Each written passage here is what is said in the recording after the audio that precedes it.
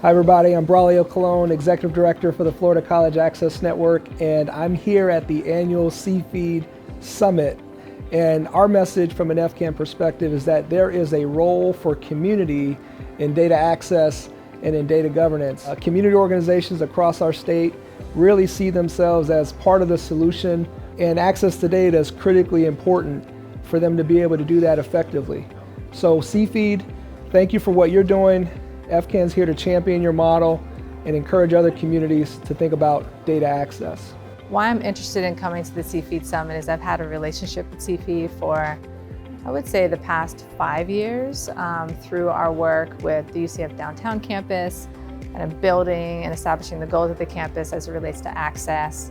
So I've had great conversations with CFEED on how do we identify students that are coming through the pipeline and seeing UCF as a viable option. They do amazing research, collecting over 600 data points that provide actionable intelligence for educators to help their children, their students, their young adults succeed, both in K-12 and higher ed. They look at the whole journey. And I think that's where the power of CFEED comes from. It comes from shared data. It comes from something has now been taken off my plate that I can request data and someone can bring it back to me and say, here's what we found, now what are you going to do with it? And that frees up my capacity to say, thank you for pulling the data. I now have more time to talk to my colleagues about it and really use it as a driving factor in how we support student success.